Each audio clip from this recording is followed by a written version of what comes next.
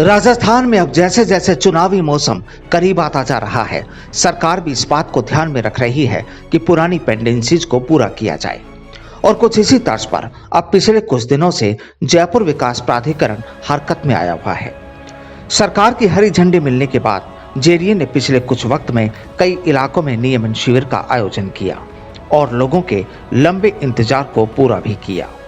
लेकिन कई बार इस तरह के मामलों में मिलीभगत के खेल भी कुछ इस तरह हो जाते हैं कि किसी को भनक भी ना लगे।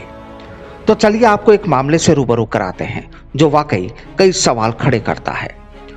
दरअसल जेडीए की ओर से 3 दिन पहले एक सूचना जारी की गई जिसमें वास्तुश्री योजना में नियमन शिविर का ऐलान किया गया।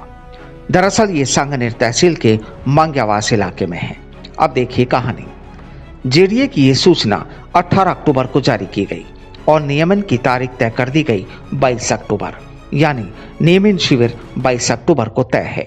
अब यूं तो कागजी कार्रवाई के तहत आपत्तियां भी मांगी गई, लेकिन सूत्र बताते हैं कि इस नियमन शिविर के पीछे कई भूमाफियाओं के लालच भी जुड़े हैं और उनके साथ ही कुछ अधिकारी भी अपना उल्लू सीधा करने वाले हैं।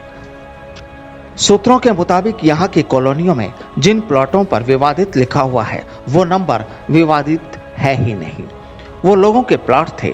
उन प्लॉटों को तो विवादित दिखाते हुए एक नया ही तरीके का नक्शा जेडीए में पेश किया गया है, जिसमें उन प्लॉटों को दूसरे नंबरों से ए और बी करके दिखा दिया गया है, जबकि वो कोई भूखंडधारी नहीं है। वो सोसाइटी के साथ भूमाफिया मिलकर यहाँ खेल करना चाहते हैं। सूत्र बताते हैं कि इस पूरे खेल में जाहिर है कि जेडीए के कुछ अधिकारी भी मिले हो सकते हैं, क्योंकि यहाँ सवाल ये कि केवल 3 दिन की सूचना पर इतनी जल्दबाजी में इस इलाके में नियमन शिविर लगाने की पूरी तैयारी कैसे कर ली गई। अब कहा जा रहा है कि यहाँ ऐसा इसलिए हो रहा है कि भूमाफिया के खेल से जुड़े लोग इस शिविर के जरिए अपना खेल पूरा कर लेंगे और पट्टे तैयार हो जाएंगे। लेकिन वहीं कई सही लोगों को ये जल्दबाजी नुकसान भी पहुंचा सकती है। दरअसल यहाँ खबरें ये भी है कि इस मामले में पहले भी जेडीए में आपत्तियां दर्ज कराई गई थी। वहीं कागजों में नाम के खेल भी सामने आ सकते हैं। बताया जाता है कि इस योजना में करीब 300-400 प्लॉट हैं और काफी बड़ी ये कॉलोनी है।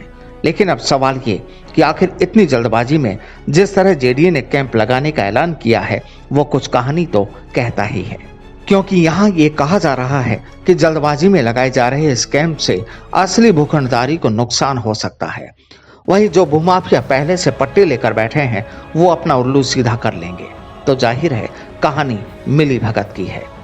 वहीं चर्चाएं ये भी है कि सरकार के बड़े घर से जुड़े एक बड़े अधिकारी के कुछ रिश्तेदारों के प्लॉट भी इस योजना में शामिल हैं और ऊपर से दबाव होने के बाद आखिरकार जेडीए ने भी केवल 3 दिन के वक्त में ही सूचना देकर कैंप लगाए जाने का ऐलान किया है। जाहिर है खेल जमीनों से जुड़ा है तो कईयों के चेहरों पर चमक भी आना लाजमी है।